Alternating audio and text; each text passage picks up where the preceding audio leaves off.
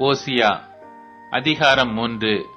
பின்பு கர்த்தர் என்னை நோக்கி, அந்நிய தேவர்களை மதித்து திராட்சை ரசமுள்ள பாத்திரங்களை விரும்புகிறவர்களான இஸ்ரவேல் புத்திரர் பேரில் கர்த்தர் வைத்திருக்கிற அன்புக்கு ஒப்பாக நீ இன்னும் போய் தன் நேசரால் நேசிக்கப்பட்டவளும் விபச்சாரியுமான ஒரு ஸ்திரியை சேர்த்துக்கொள் என்று சொன்னார்.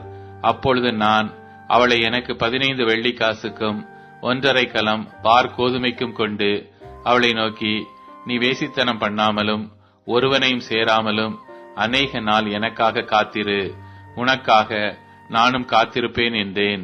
இஸ்ரவேல் புத்திரர் அநேக நாள் ராஜா இல்லாமலும் அதிபதி இல்லாமலும் பலி இல்லாமலும் சிலை இல்லாமலும் ஏபோத் வஸ்திரம் இல்லாமலும் தேராபீம் இல்லாமலும் இருப்பார்கள். பின்பு இஸ்ரவேல் புத்திரர் திரும்பி தங்கள் தேவனாகிய கர்த்தரையும் தங்கள் ராஜாவாகிய தாவீதையும் தேடி கடைசி நாட்களில் கர்த்தரையும் அவருடைய தயவையும் நாடி அஞ்சிக்கையாய் வருவார்கள்.